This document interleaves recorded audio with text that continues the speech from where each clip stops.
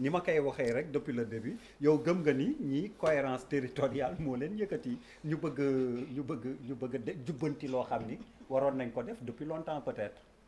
waa Der man en fait leen moom may gën a jaaxal. mooy que yàlla xam ne même ñun ñi fi nekk. peut-être am na spécialiste ci domaine boobu mais wóoram ni Sénégalais yi seetaan 90% li ñuy wax comme ay chinois lay doon. parce que te loolu mooy suñu problème. ñu dañuy nekk ci ay dëkk yoo xam ne dañuy bëgg defal population yi dara te population yi ñu koy defar ni ñuy waxee ñoom sax comprendre duñu dara. je te jure dañuy seetaan ba pare ne mu mel ni benn chinois la ñu teg fii muy wax parce que et ils le font exprès parce que dañ koy ñan ñoom xaar. non je parle en général non damay wax que ni problème bi ñu gën a am Sénégal et c'est un problème global mooy boo jiitee ay nit da ngay wax ak ñoom te booy wax ak ñoom da ngay wax ak ñoom ci lu ñuy comprendre sinon wóor na ma ne bi débat bi jógee ba léegi sénégalais lambda boo ci laaj dafa mel ni yaa ngi koy wax Chine xamu si dara parce que vous le faites exprès ba nga xam ne le débat dafay des ci yéen te nit ñi nga xam ne ñoom ñooy fal nit ñi bu ñu toogee seen kër war nañu comprendre ci lan ngeen jublu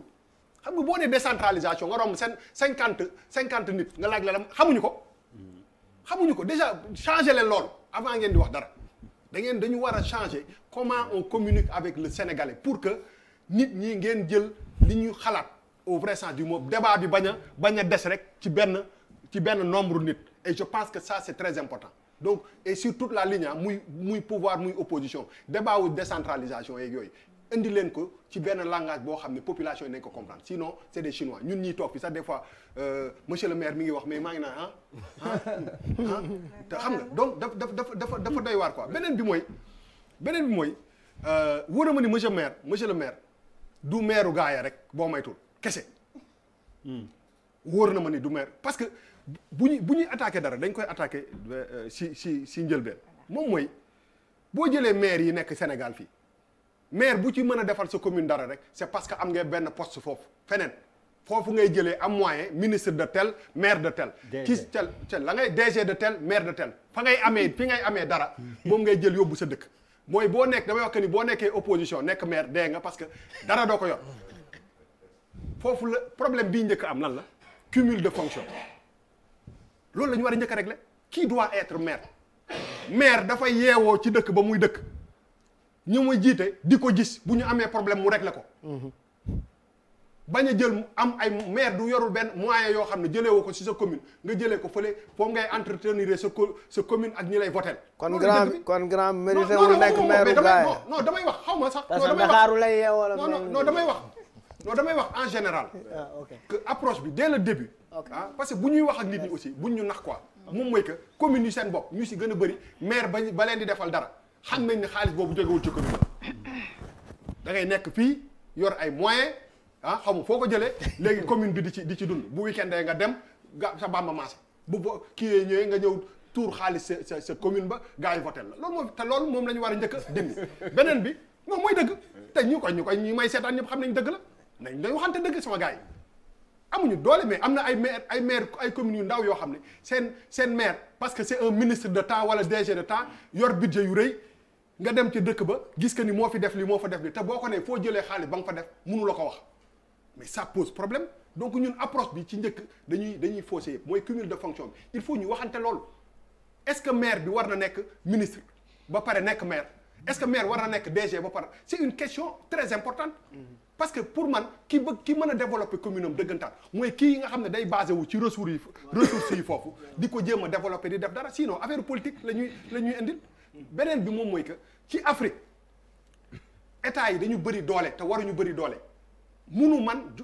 damay jël Dakar rek mais New York dëkk naa fa NYC mais boo ko bëggee dindi États-Unis mais gën nga amu États-Unis c'est sûr. New York City maire New York City il est aussi puissant que Donald Trump c'est moi qui te le dis docteur xam na li ma koy wax foofu la nekk. xam naa ci dara j'ai été reçu par lui. mais capitale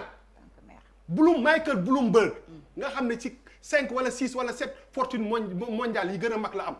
mu bàyyi loolu dem di defi nekk kii boo ko nekkee sax boo gérer loolu bu baax boo maytu nekk président États-Unis donc il faut que ñu comprendre que ni Dakar mais Dakar man Dakar mais comment mais Yérim mais man d'accord ma comment on peut imaginer. ay relaaw na. waaw mais non mais parce que mais bàyyi ma ma teel non damay assumer. non mais damay assumer. ñëpp yemuñu ne de bu ñëpp yemoon am na genn seen man bi ñëpp di wax damaa déglu de. waaw religieusement d'ailleurs bàyyi leen ma rek. waaw may leen ko wax balaa muy def comme bii passé. bàyyi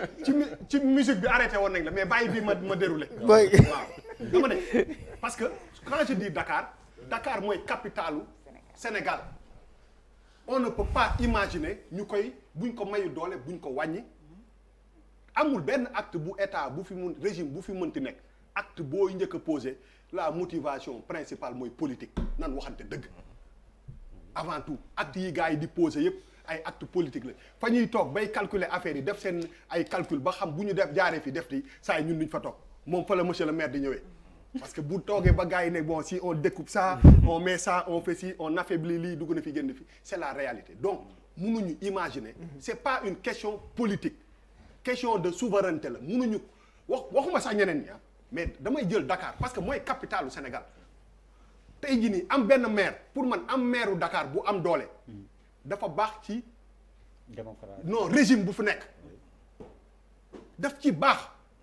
il faut pas ñu suufee ku mu ci mënti nekk muy Khalifa Sall ak muy Wade nekk muy Ablaye Matar Diop ak muy mun ku fi nekk maire de Dakar dafa war a am doole dafa war a yore xaalis parce que tey jii nii kooku ni président Macky Sall di représenter Sénégal noonu la ko mën a représenter parce que capitalu Paris New York Tokyo mais c'est des yooyu ay symbole la ñu ci dëkk yooyu mais ci Afrique rek ngay gis ñu koy even imaginer dafa dépasser vision wu benn spécialiste bu tudd Omar Gueye dara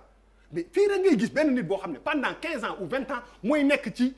la personne centrale buy décider lan moom mooy impacter suñu doom yeeg suñu sët yeeg ëllëg mais on peut pas imaginer que Dakar quel que soit man xam nga liiruma benn article xamuma lu waa ji wax lenn rek laa xam mooy que c'est inadmissible on ne peut pas avoir et Dakar rek laa jël yeneen yi pour te dire que c'est aussi important mais mënuñu imaginer ci 2020 bi ñuy imaginer ñuy jël Dakar di ko fragiliser quel que soit politiquement ki koy jiite te loolu logique xam nga des fois moo la boo leen convoqué terme technique yi rek da ngeen di jaxase nit yi lu yenu maanaa nañ leen wàcce débat bi nit ñi am perception bu leer lu yenu maanaa yenu na maanaa nan waxante dëgg mënuñu jël Dakar di ko Dakar moo ñu ëpp ñun ñëpp moo ëpp